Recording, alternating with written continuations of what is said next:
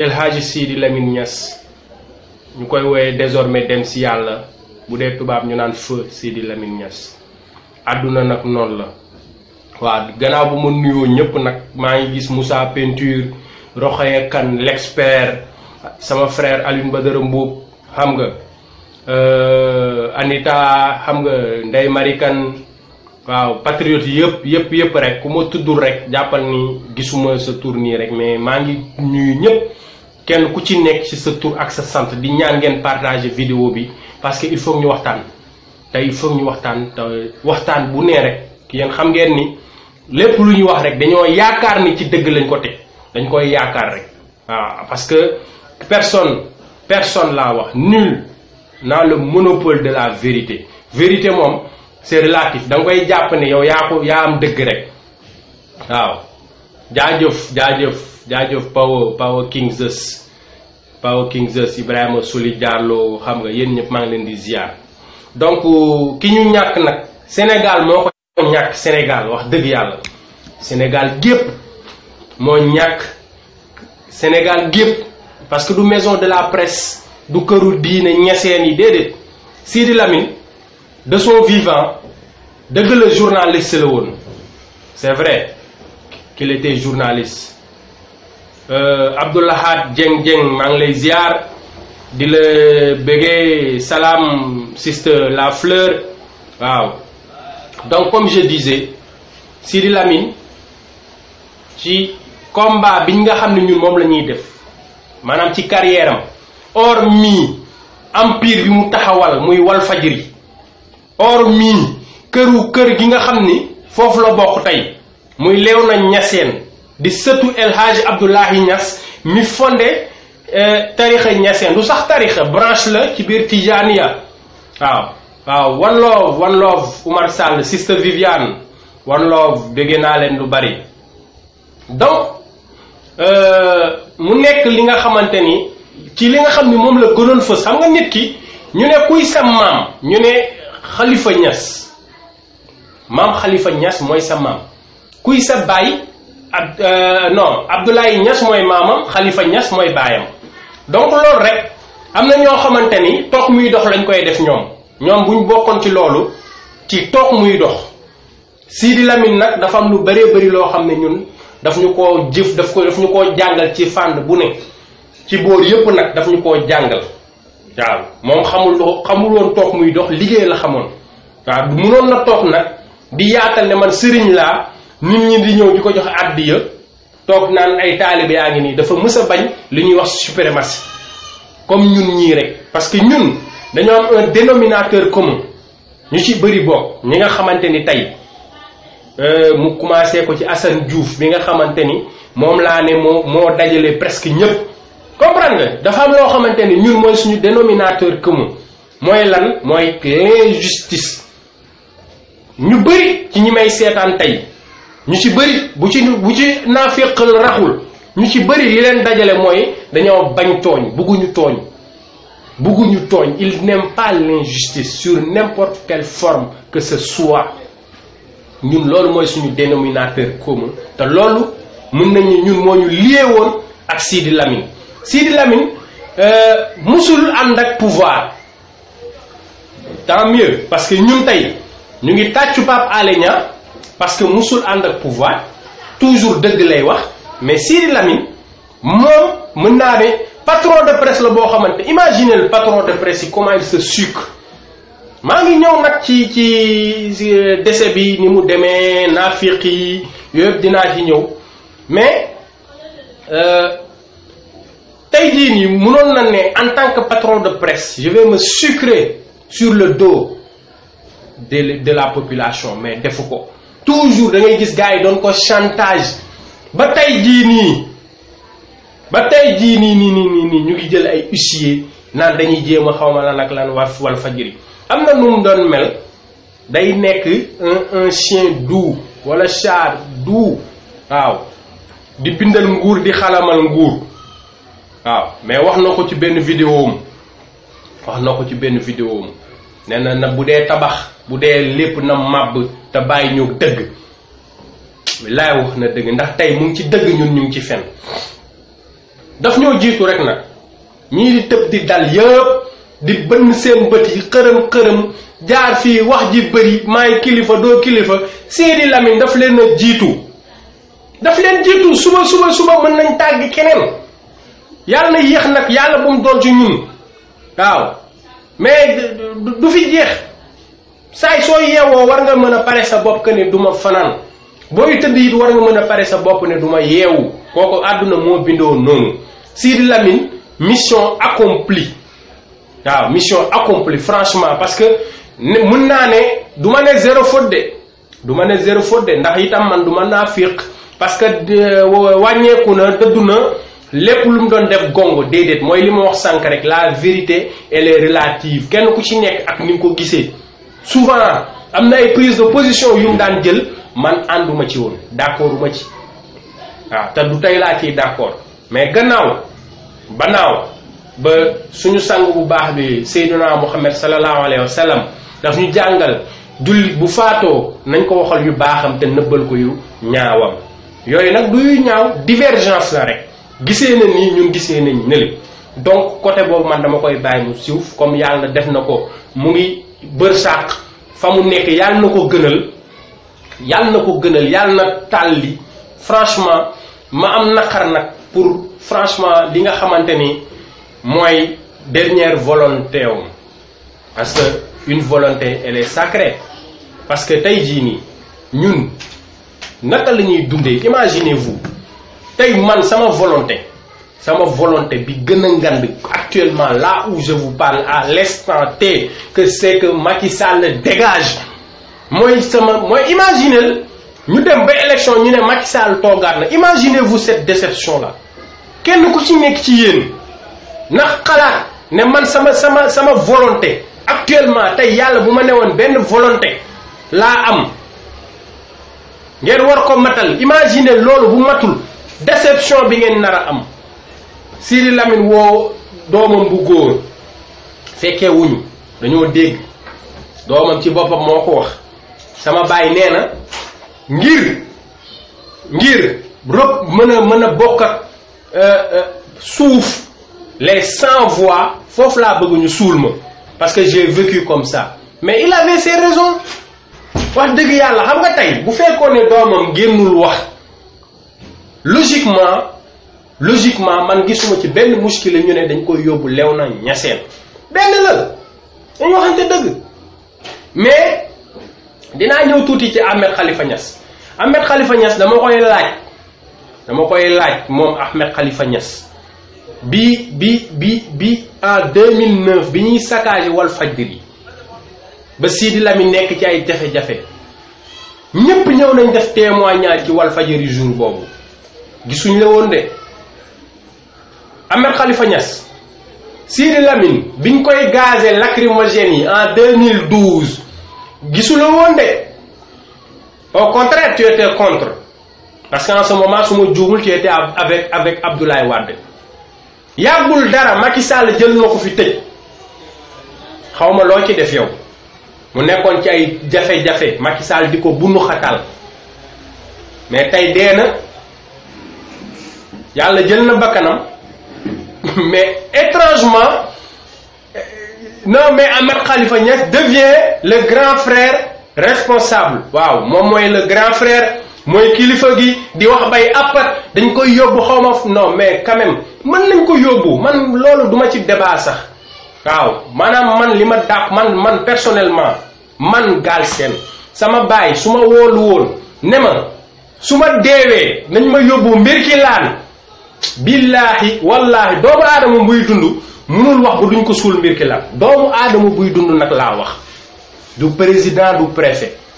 xanaa après ngeen dem pour ay papier exhumer ko sulli ko dem def ko fu mais man li ma sant man ci de son vivant sam papa ngi dund yàlla na ko yàlla may wér ak gudd fan sam papa ngi dund nii rek lépp lu ma jox ndigal laa wax lu ma sant actuellement nii su dul bàkkaar su dul lu neexul yàlla mooy yàlla billaahi dama koy matal damay matal mission boobu billaahi wallaahi waaw xëy na liñ soriante wala nii rek waaw mais man ba may jege sam papa maay presque maay bras droit wam maa koy doxal léppam lu ma ne demal defal ma lii lu dul su dul mooy yàlla dama koy matal waaw jëw ko nag weesuwul ah di encourager le jeune Cheikh Niass. Franchement il a été courageux jàmbaar la mais xam nga dafa yombul ñu naan ay kilifa yi Sénégal loolu ñu yàq naafiq kilifa yi nee nañu de son vivant kilifa yi lan lañ def ci kër Sidi Lamine Niass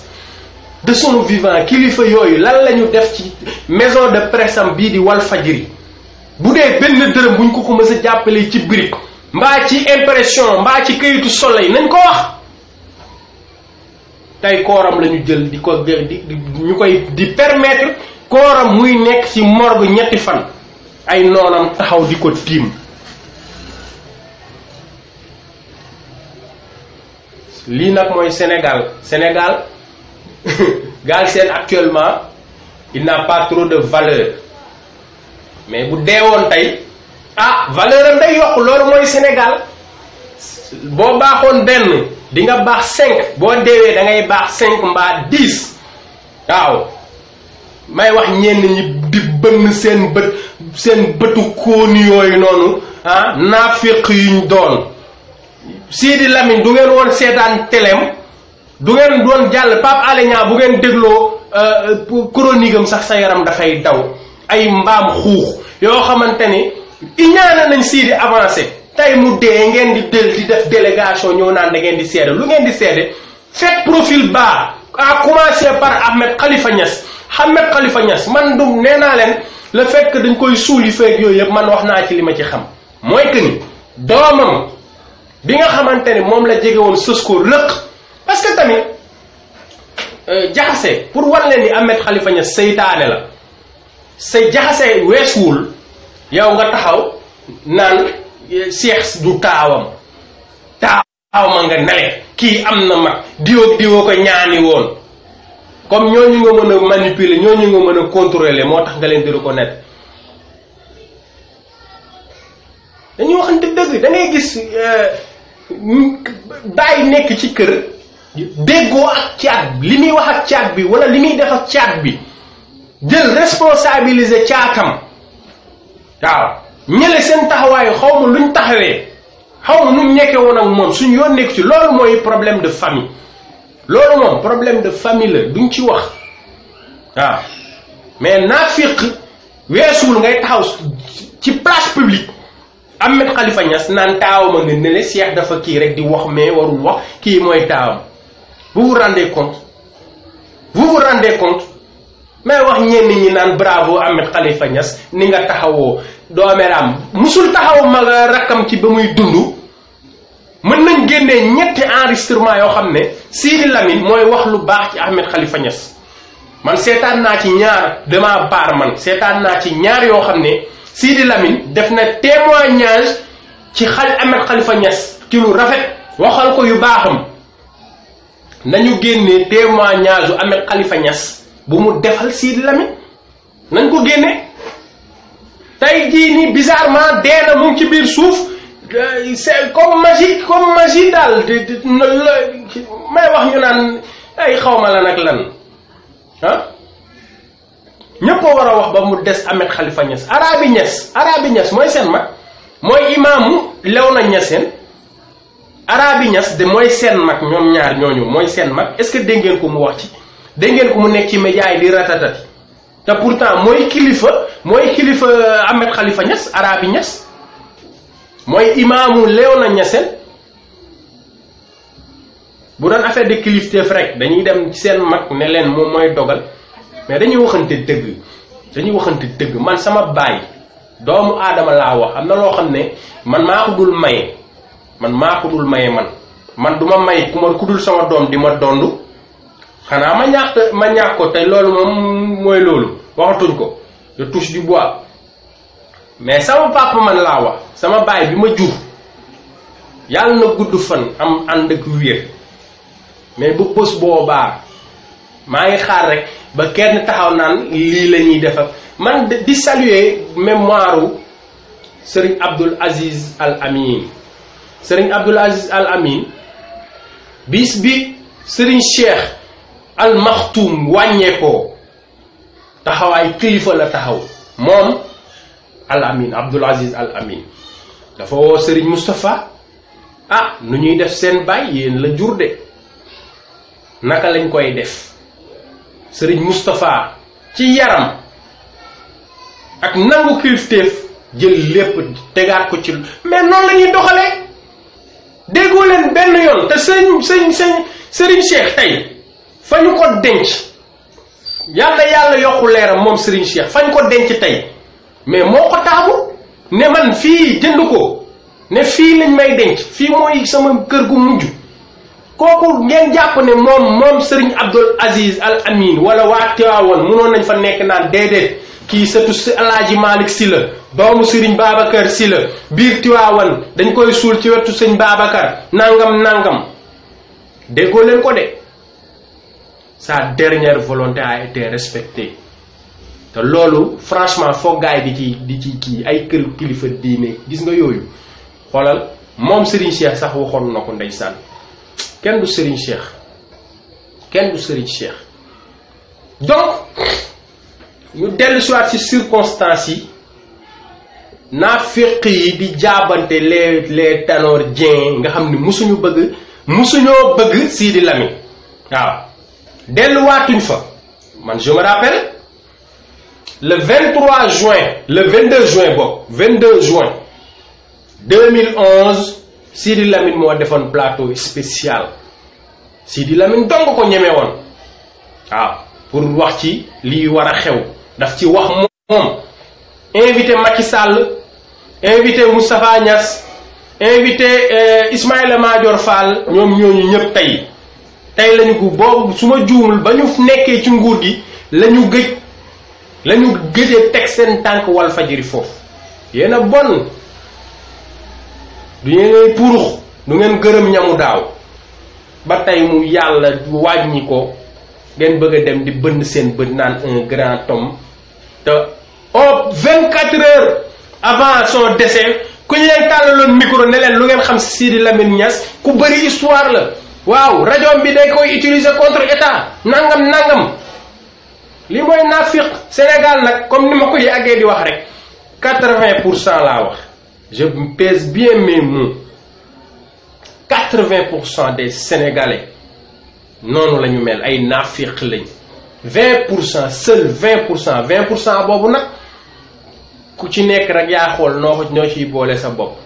waaw mais naafiq moom mooy wax ci suuf affiché ci suuf vert di zone ci kaw loolu mooy naafiq waaw ah d'accord ci lii tey nga yeewu bañ ko tey bañ ko suba nit da ngay constant waaw mais tey nga xeexi lii ba ñii ne tey maara day taali kii da dootul laal lii gina suba ñu gis la loolu nga doon xarab démb nga ñëw ne déedéet erreur non nit da ngay constant quoi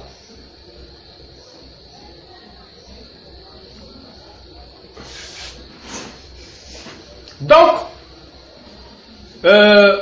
ñu ñëw ci li nga xamante ni suñu yaay Dieynaba Diarra sollicité woon nañ si pour ñu wax ci parce que intervenir woon nañ bi ci Alioune Badara Mboup doon def hommage mooy affaire de mystique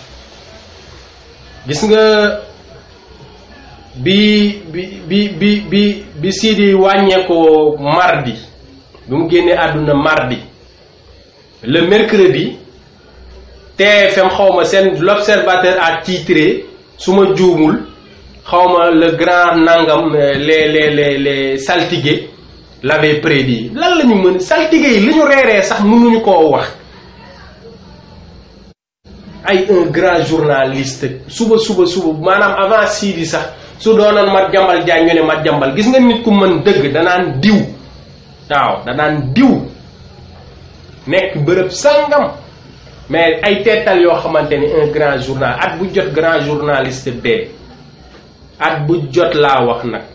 man yooyu gëwuma ko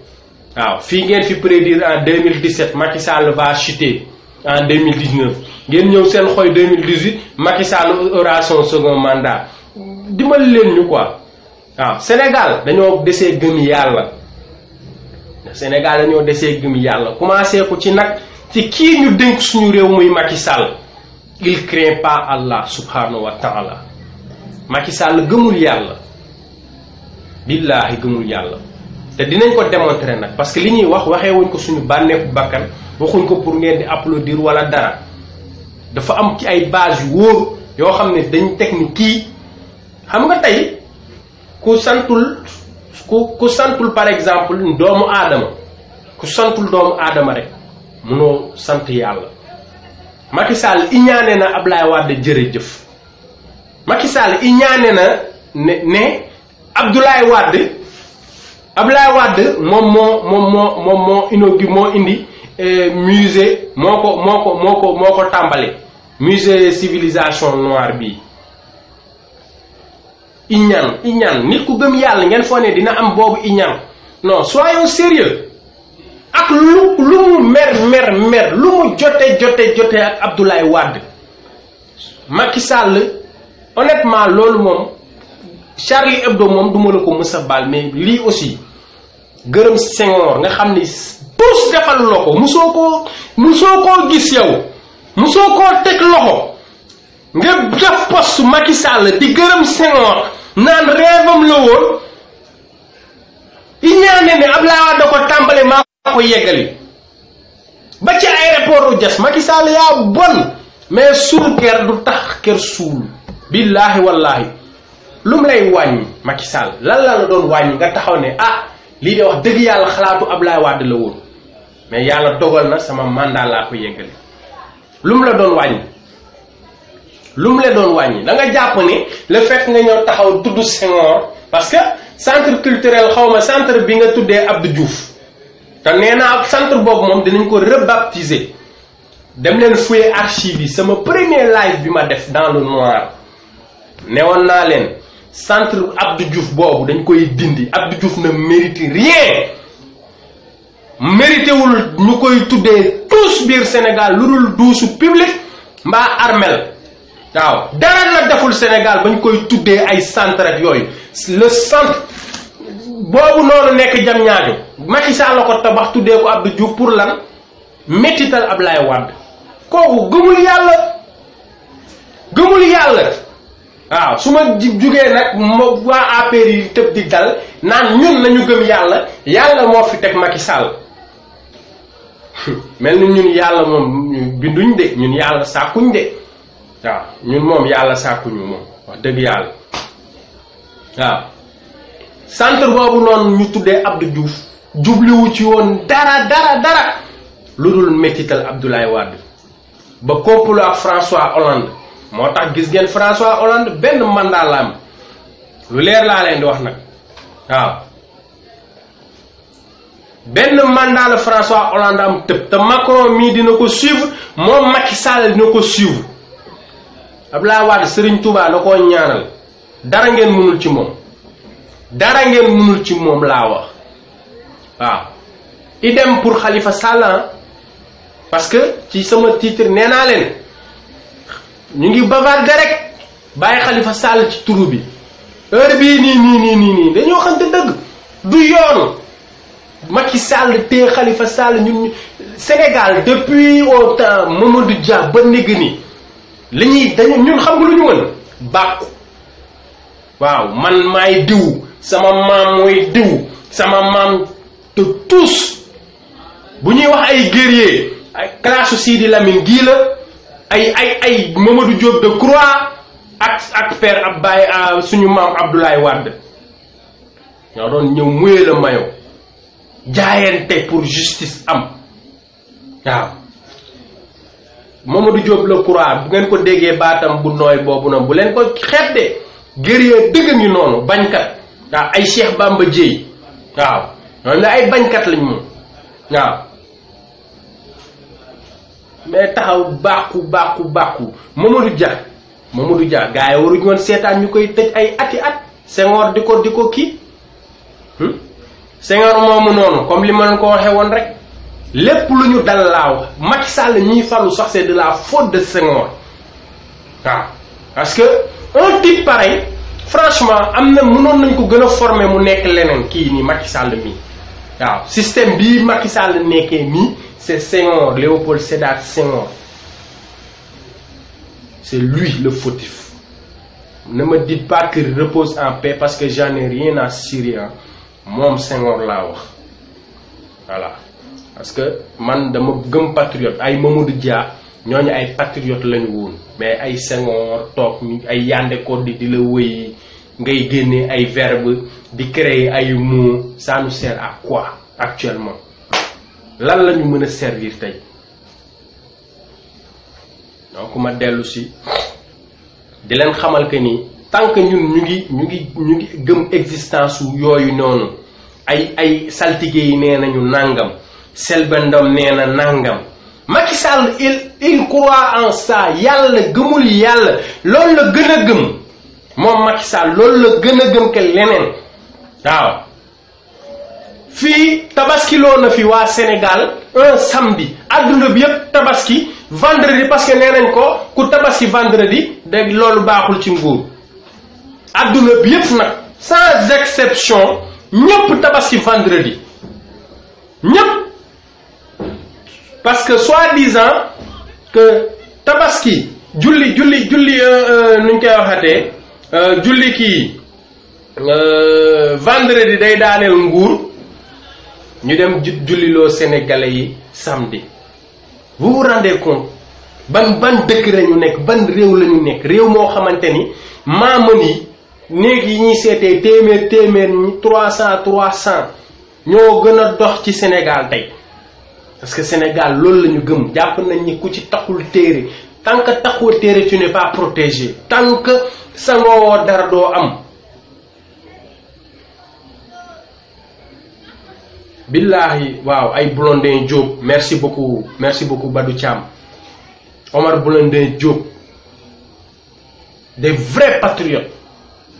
tey jii nii nag patriotes yooyu seen âme moo war a ressusciter en nous ñu nekk réincarnation bu ñu blindé des blindés tax a dellu ginnaaw bu ñu lacrymogène tax a dellu ginnaaw mais aussi bu balle réelle sax tax ñu dellu ginnaaw Macky Sall est prêt à en découdre avec nous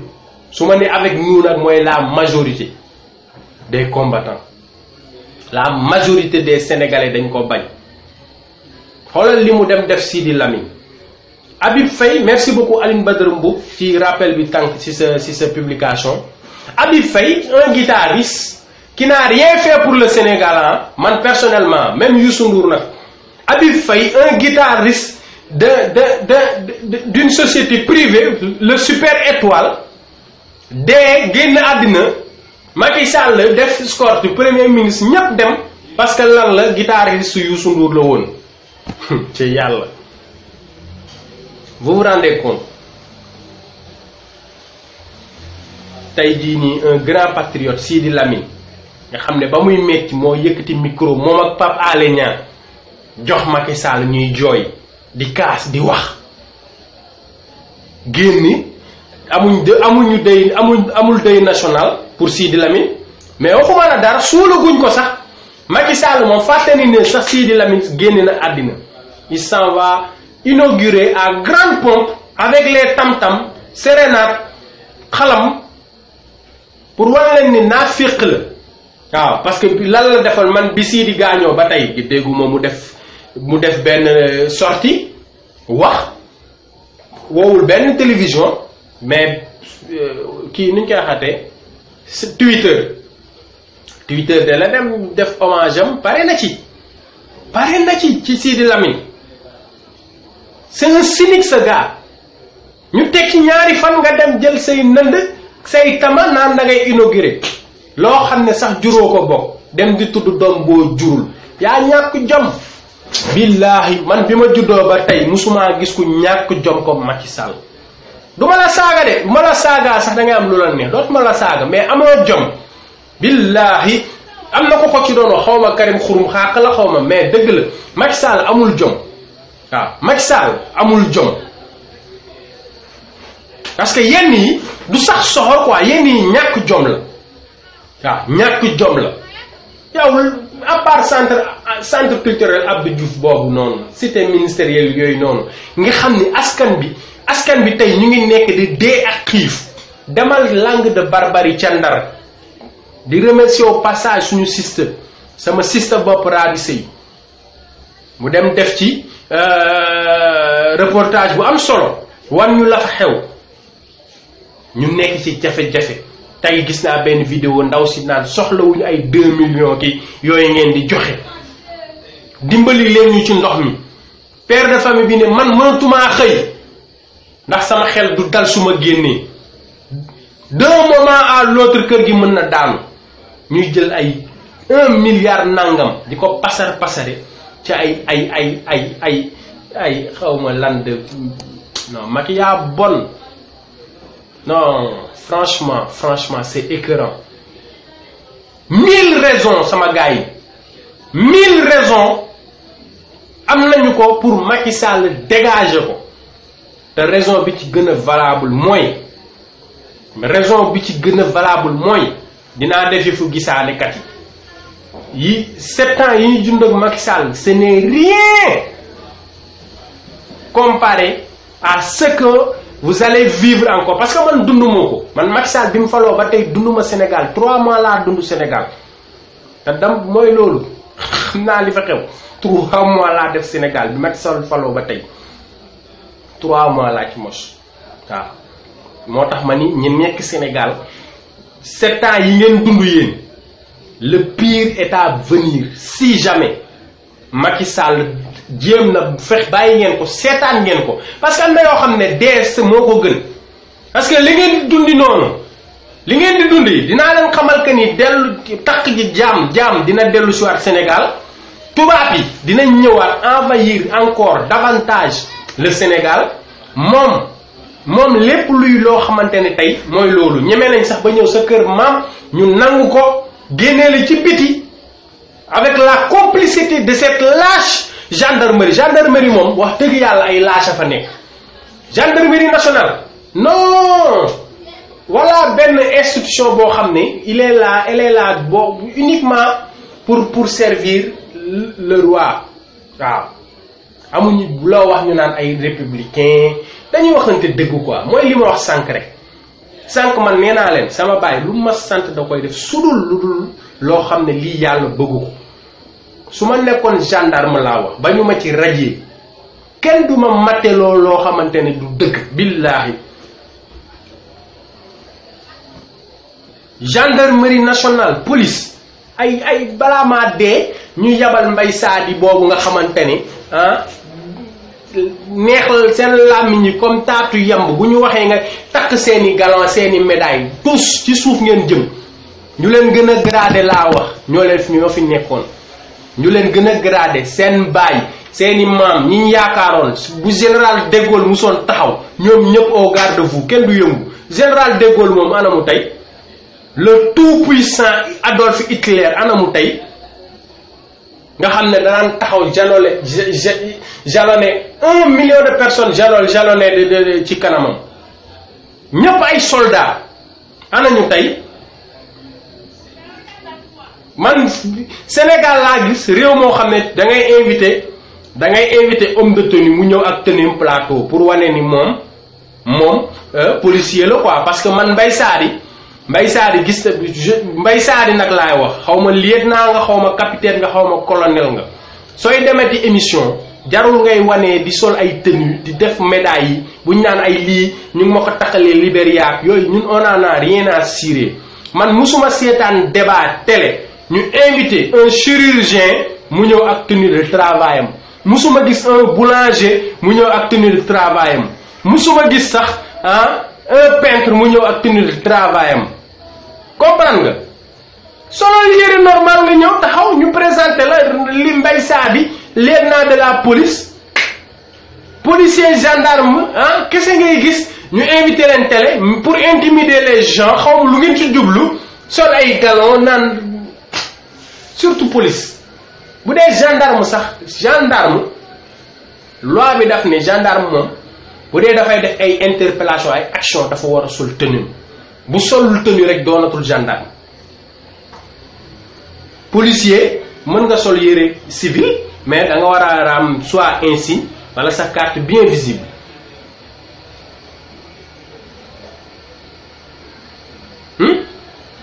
nañ ñu dimbali quoi nañ ñu dimbali en tout cas li xew ci décès Sidi Lamine bi ñaaw na trop ba ci kanamu yàlla billahi ñaaw na ba ci kanamu yàlla mais malheureusement jëw nañ ko ci ginnaawam magam sonal na ko ci dundam sonal na ko ba mu faatoo waaw wax dëgg yàlla ndax lépp moom la moom Ahmed Khalifa Niass kese la nag polémique bi yépp moom la lépp moom la ay ñaanal Sidi Lamine Niass fa mu tëdd yàlla na ko gënal yàlla na am tawfiix ndax moom franchement ak lu mu mënta demee borom baatin la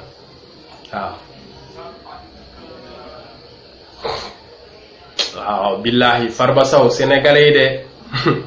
sénégalais yi de comme man lañ mel ay tapet lañ de wax rek français yi de 6 centimes xawma lañu yokk ci gasoil bi waaw ay taxes yoo xamante ni Macron ak Édouard Philippe dañ koo jël dellu nañ ginnaaw de mais gilets jaunes yi taxul ñu ne dañuy dellu ginnaaw xam nga mooy li may wax rek ñun dañuy xas tubaab yi dañuy ñëw suñu dëkk nangam tubaab yi ils sont des patriotes ce sont des patriotes pour la preuve munoo wax ba allemand naan day wax leneen lu dul allemand français yii nii lu dul français duñ ko wax mën nañ dem xam langue yu bari mais dañoo fonk seen réew ñu ngi def lu ñu mën nag créer ay francophonie lépp pour développer seen langue seen làkk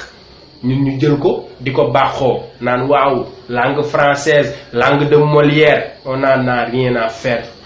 benn njëriñ la ñu mën a amal dara la ñu mën a amal kon nañ ci bàyyi xel lii gilets jaunes yi def nii mooy li ma leen wax rek 100 000 personnes bu ñu génnoon déterminé dëggu du police du gendarmerie armée nationale sax mënul téye ful boobu mais égyptiens yi def nañu ko tunisiens yi def nañu ko mais waxuma la ñooñu sax mais burkinabé yi les burkinabés se sont libérés de leur dictateur Macky Sall mii nii tey il est plus que déterminé moo ñu gën a déterminé de moom deuxième mandat bi wax na ko dee moo gën a sedd muy ñàkk pouvoir bi parce que xam nañ leen di fekk plus de 50 voleurs de la République 50 laa wax wala 100 sax mën nañ leen lim duñ fi jóge ñi ci gën a siw Mamour Domaine Mbaye Prodac moom Macky Sall jabaram Marème Faye Sall Aminata Tall milliardaire la musul liggéey kenn xamul luy liggéeyam Ousmane Tanor Dieng Moustapha Niass Aline Sall Siré Dia allahu akbar ñoom ñëpp kenn ku ci nekk tey multi milliardaire nga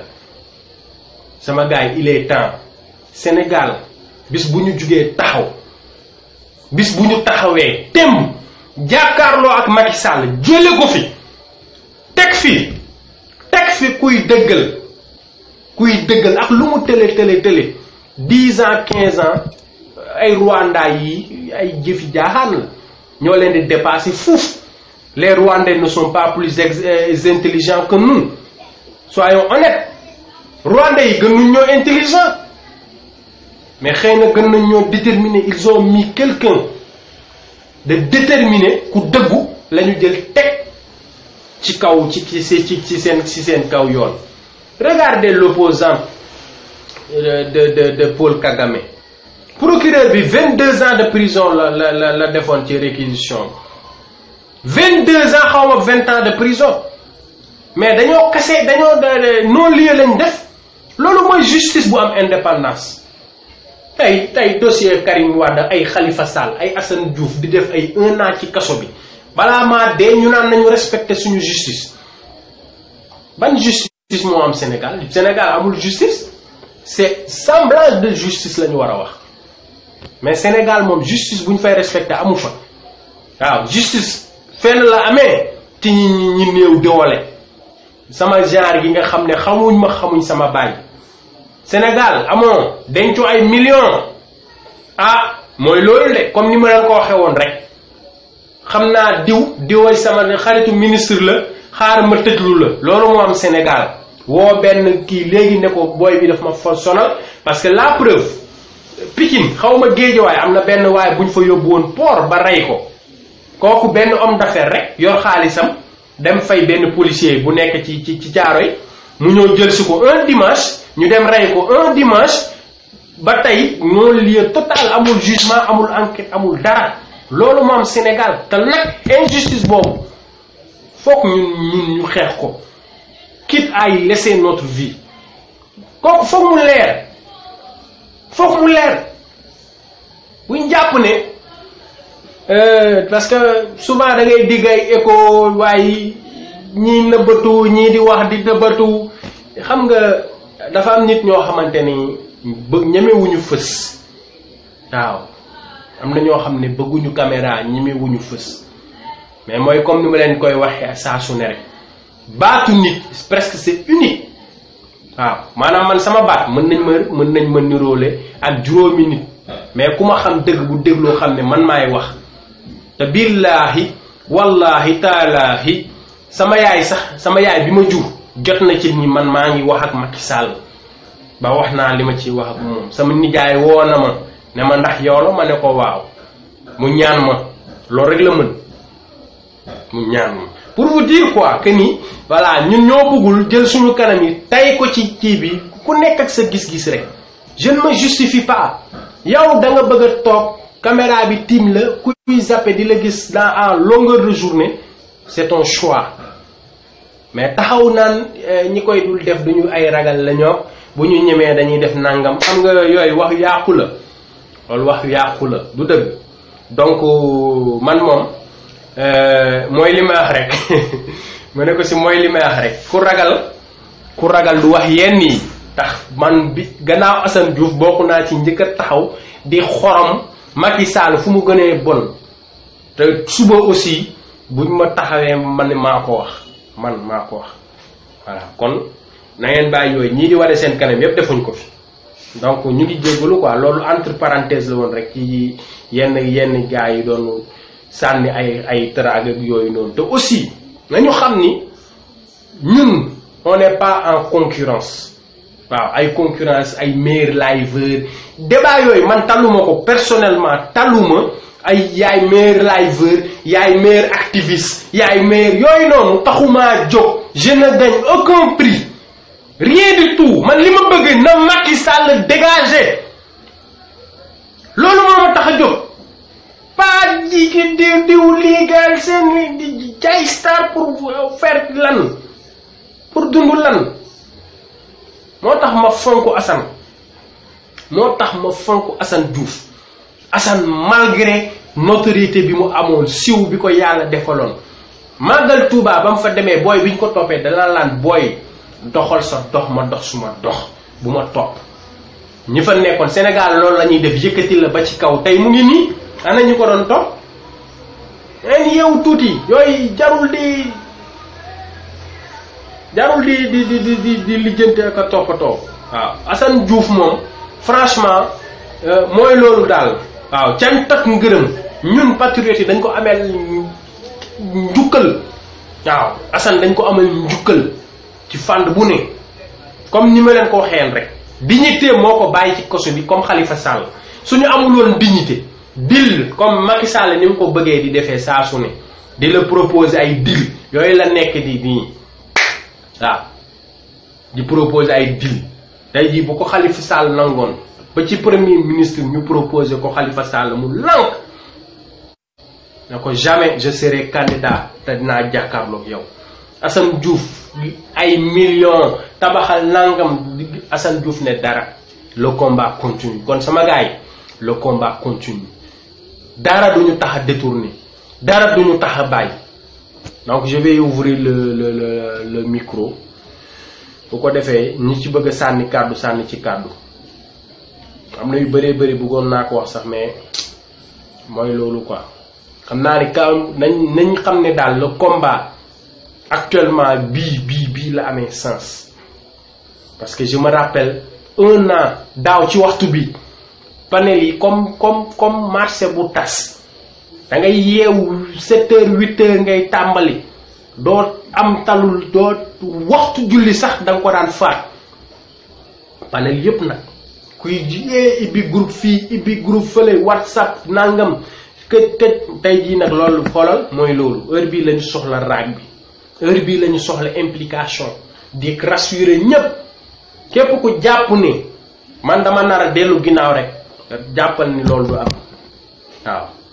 jàppal ni loolu du am incha allah li ñu gënal nag mooy jàkkaarloog Macky Sall himself wax ko boppam li ñuy wax ni ñu jàkkaarloog moom wax ko boppam te yàlla na ko yàlla def donc ibbi nañ kii bi je pense képp koo xam ne bëgg nga participer mën nga def demande bu ko defee nga participer ci émission bi di xamal ñëpp ne nañu joxante loxo ñun ñëpp combattre Macky Sall mu jóge fi parce que c'est une urgence dangereux Macky Sall toog amaat deuxième mandat boobu Macky Sall mënaatu ko am ci ay carte kooku c'est impossible parce que deuxième tour mën na fa dem nag parce que sénégalais yi ñu ci bëri gëmuñ dara à cause de 5000 francs wala benn 10 000 francs bu leen Siré Dia jox mën nañ dem voter Macky Sall loolu moom am na mais ñi ko contre moo ëpp tax premier tour Sénégal kenn mu ko fee mun tànn jamono yuñ toll nii premier tour kenn mënu koo am jamono juñ toll nii kooku c'est impossible. te Macky Sall moom loolu la préparé fu mu ne nii waaw li mu pare mooy deuxième mandat par force te dès le premier tour nag ndax xam ne ne deuxième tour moom mooy loolu ñu ngi lay ziar secrétaire général allo Alioune Badara allo.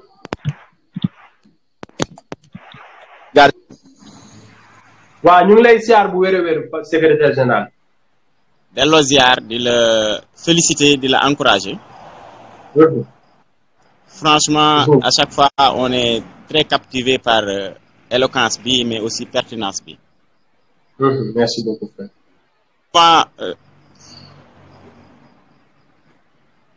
Allô. waaw bismillah waaw léegi yow dañ lay bàyyi nga waxtaan ak gars yi. yow itam kenn demul nga def parce que franchement saa suñu la dégloo rek am lu ñu jàng dëgg yàlla. dëgg la donc di wax ni franchement dañuy débuter rek fi nga wax par rapport ak ki nga xam ni moom la patriote yëpp ñàkk. mais ñuy wax ni la mort est la négation de la vie certes. mais l'œuvre humaine la perpétue. Certes Dieu a arraché Sidi Lamine de notre affection. Mais l'œuvre, c'est ce qui dure au-delà de son créateur. Nous devons perpétuer l'œuvre Sidi Lamine. C'est important. Parce que Bamel dina lek nit, dina lek soux, dina lek yah, mais du lek jëf. Ñun ñëpp nak tay defe naa ni ku nekk war nga ñaan bésu Sidi Lamine bi. Man je me dis Macky Sall joxu ko deuil national. Mais Sidi impose au peuple son deuil national. Au-delà de tout, bu ñu xoolee 3 jours, il a captivé l'attention de tout un peuple. Malgré nag dañ ciy lire que ni son frère essaie de faire une récupération. Merci beaucoup. Dès le début di wax ay affaire ñi liggéey sama frère ay dafa feebaroon Sidi fi mu bokk. werd bi muy def ku koy def kenn mënu laa jàpp kon xanaa moom dafa bëgg a wax ni Sidi ñi ko ëpp doole Sidi fa mu bàyyam bokk ak fa mu bokk werd bi muy werd kenn mënu ko jàpp billahi donc bu ñu taxawee ba au dernier moment qu'il verse ses larmes de crocodile takk ay verre noir fumé ñun on s'en tape de ses larmes. Sidi bokku ñok mom dara mais tay mel na ni ñoo gëna bokk ak mom parce que il a inculqué au peuple sénégalais une certaine révolution, montrer que les choses de la vie ne sont pas importantes, les matériels ne sont pas importants, mais seul le travail qu'on fait sur terre. Mais daf ñu encourager. Dagguma la foofu sax mais Sidi daf ñu jàngal que ni affaire de kilifteef yi gars yi bëgg ay maay sëriñ diw toog ci kaw ñëpp toog ci suuf bëgguma ko gëmuma yooyu malgré foofu laa bokk nag waaw respecté woon loolu nag fa mu bokk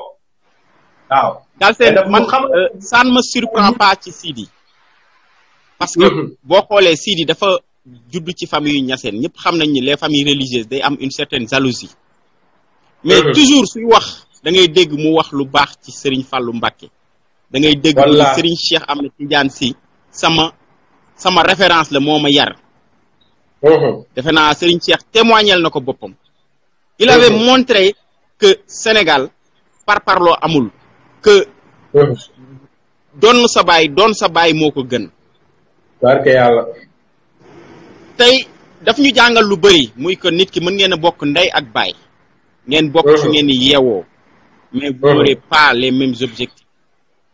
dëgg la pour montrer que ni patriotisme dafa nekk loo xam ne nit ki bu ko cultiver tey au-delà de tout Sidi fu ñuy wax ay Che Guevara fu ñuy wax tey yenn révolutionnaires yi nous on n'a pas envié à ces peuples parce qu'on a un autre Sidi il a su impacter sur l'histoire du Sénégal en mettant son sceau du patriotisme en défiant dès les premières heures bi muy gën a metti le régime de Senghor en passant par le régime de Abdou Diouf ba Abdoulaye Wade ba damay def benn précision ñu ni Sidi Lamine dafa contre-pouvoir Sidi n'est pas un contre-pouvoir c'est un contre-pouvoir moom il n'est pas contre le pouvoir mais c'est un contre-pouvoir dans les démocraties day am les contre-pouvoirs mooy pour éviter excès di am ci yenn pouvoir yi Sidi Lamine tey boo doon xool da nga yaakaar ni il a fréquenté les hautes universités européennes parce que c'était un intellectuel émérite il a écrit beaucoup de livres c'est un sociologue doublé d'un journaliste le fait qu'il nous a inventé diine ak jamono nous rappelle un peu de nos cours philosophiques pour montrer que entre la religion, le temporel et le spirituel, il y a pratiquement un pont. Et Sidi avait su transcender toutes ces obédiences politico-religieuses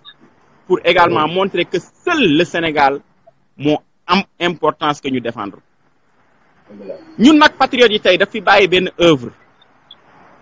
Œuvre que nous avons fait Walfadjri. mu tudde ko l'aurore ku xam l'aurore mooy teel a jug tey patriote yëpp dañoo war a teel a jug te xam ne bu ñu teelu la jig Macky Sall dina sàcc élection yi dañu war a teel a jug tey Sidi Lamine li mu fi bàyyi nous les patriotes je lance officiellement ici Galsen un appel solennel à tous les patriotes que ñu def des cotisations via des listings pour épauler le groupe Walfadjri au-delà de 50 millions pour sécuriser le système électoral. Ça peut se faire.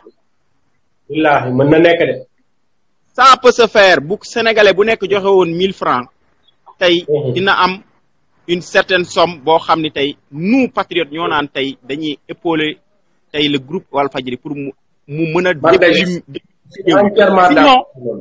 sinon dinañu am en face Ahmed Khalifa Niass mu utiliser l'État mu jël pomper avec de l'argent pour essayer de changer la ligne éditoriale de Walfadjri parce qu'il l'a dit. beneen bi nga wax mooy ci rendre les honneurs à César. Sidi, je pense le peuple lui a rendu les honneurs. Macky Sall mi nga xam ni moom c'est un troubadour dëj bu mu dem. Dalton Mackeleyor la c'est-à-dire ku mu dem day jéem a jël sa pouvoir heureusement sax ba demul ci dëju Sidi Lamine. parce qu'il profite souvent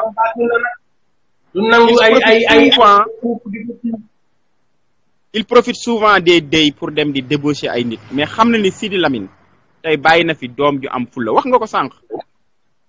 affaire de taaw ak yooyu amul solo gis nga discussion bi nga wax dama ko am démb ak sama wayjur bi ma jur.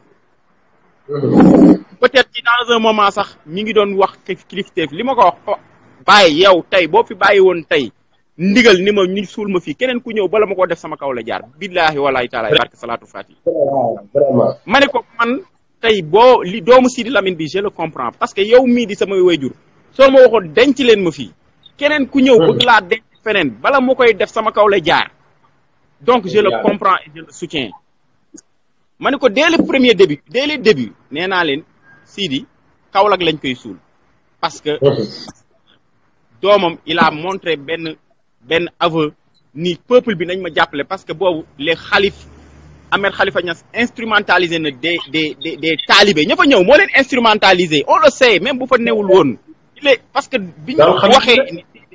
Sidi nelaw na moom wax na ni vendredi lañ koy suur lew na Niassène avant que lii di am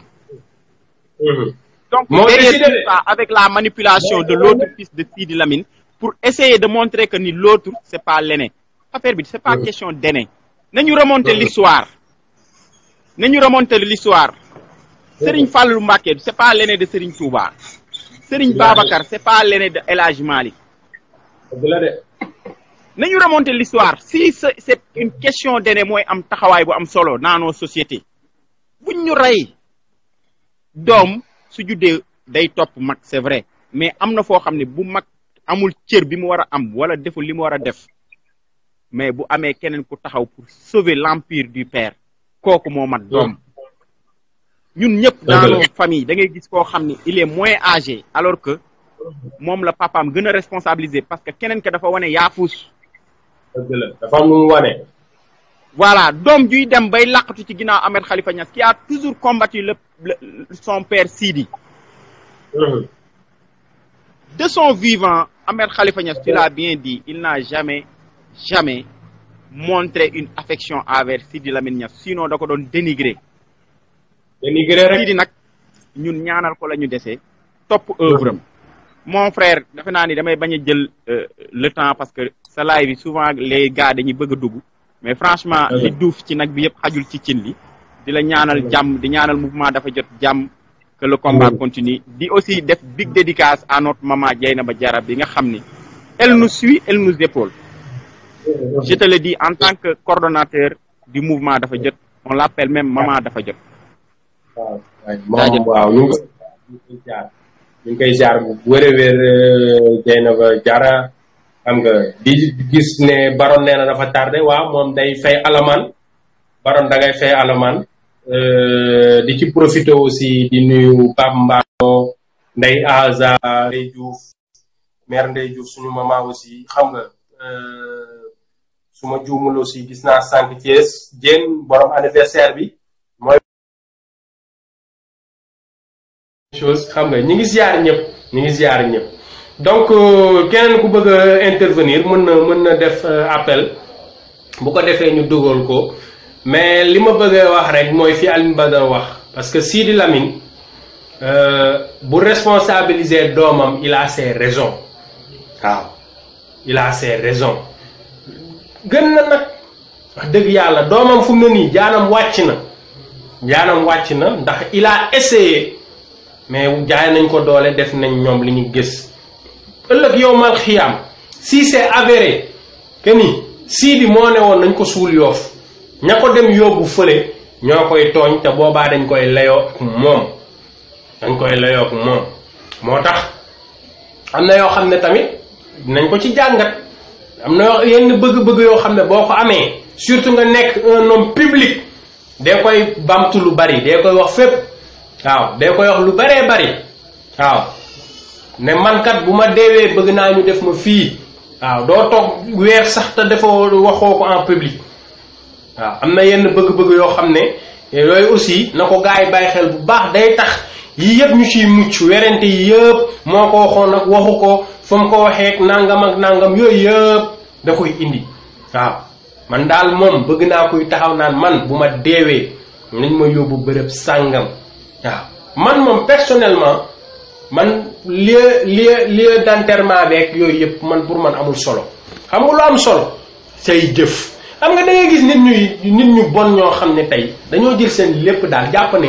ñoom buñ di xasee ba def li ñuy def ay turian nag laa ko de ragaluñu yàlla dañuy tooñ doomu jàmbur dañuy fekk nit néewal ko doole nangu alalam nangu jabaru jàmbur